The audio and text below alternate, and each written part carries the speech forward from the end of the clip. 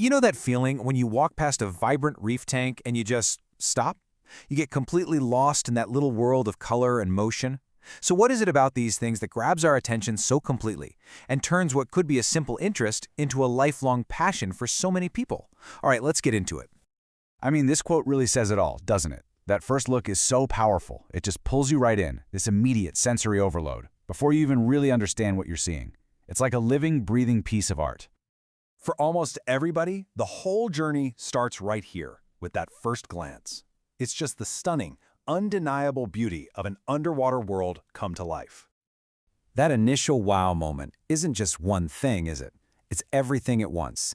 You've got these glowing colors and wild shapes, the gentle dance of coral waving in the current, you've got fish darting in and out of the rockwork, and the way the light shimmers through the water, it creates this vibe that's somehow super calm and incredibly alive at the exact same time. It just stops you dead in your tracks. And this is where it starts to get deeper. That first wow turns into a kind of quiet observation. You find yourself watching, not just looking. It's totally peaceful, but it's never ever boring. You start to notice the little things, like a brand new polyp opening up or just a tiny bit of new growth on a coral. And those are the little wins that get you really hooked. So you've gone from being captivated to being an observer. But the next step, well, that's the real game changer. This is where you go from being someone who just looks at it to someone who takes care of it. And this, right here, just nails why this hobby is so unique. Let's be honest, for most of us, a real coral reef is this far-off, almost mythical thing. But a reef tank? That's a living, breathing piece of that ocean that you get to see and interact with every single day, right in your own house. The totally inaccessible becomes personal. And that's the key thing to get. This isn't a static object, like a painting on the wall. It's a dynamic, living ecosystem. The corals are actually growing. The fish start to show their own weird little personalities. And all the tiny creatures, the cleanup crew, they're all playing a part in keeping this little world you've built healthy and balanced.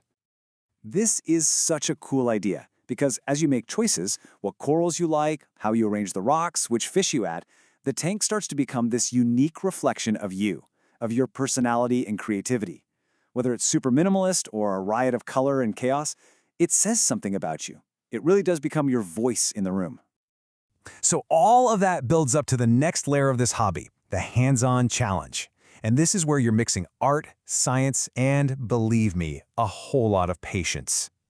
You're the architect here. You're not just buying some finished product off a shelf. You are building this thing from scratch. You're the one who decides on the very foundation with the rockwork. You're the painter choosing the palette of corals. And you're the director arranging the lighting and the flow. You are literally building your own little world.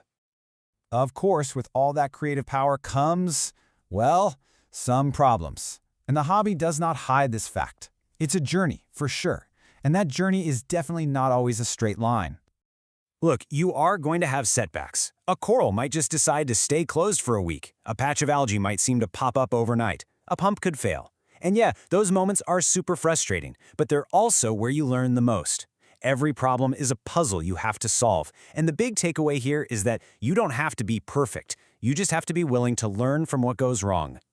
And this quote just hits the nail on the head. It perfectly captures that cycle that makes reef keeping so addictive. It's the satisfaction you get from building it, the sense of responsibility from caring for it, and then the pure joy of just sitting back and watching it thrive. That whole loop is just incredibly rewarding. Okay, so we've seen the beauty, we've seen the connection to nature, and we've talked about the challenge. But what's the glue that holds all this together and turns reef keeping into something that's way more than just a hobby? It really all comes down to a sense of purpose. In our crazy, hectic lives, a reef tank gives you a real reason to just slow down, to pay close attention to something alive that depends on you. And every little success, whether you're fixing an algae issue or just seeing new growth on a coral, it gives you this tangible feeling of accomplishment. So when you look at what really keeps people in this for the long haul, it boils down to these three things. That feeling of purpose we just talked about, that's a huge piece of the pie. But right behind it, and just as important, are the constant chance to learn something new and that connection to a whole community of people like you. Let's just quickly break these down because they're so important. First, purpose. That comes from the daily routine of care, of feeding the tank, watching for any changes. Then you've got learning, which honestly never ends. There's always a new technique to try, or a new coral to understand. And finally, community. This is huge. You meet people, you trade coral frags, you share advice, you're not in it alone. It creates this amazing sense of belonging. And this right here is where the journey ultimately leads. The hobby gets so woven into your daily life, your learning process, and your friends that it stops being something you do, and it just becomes a part of who you are.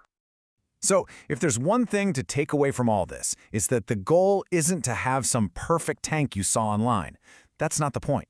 The real reward is in the process itself, the journey of learning, of fixing things, of creating, and of growing right alongside your own little piece of the ocean. It's a journey that starts with just a glance, but leads to this incredibly deep and lasting connection. Which really just leaves one final question to think about. If you had an empty glass box, what kind of world would you bring to life?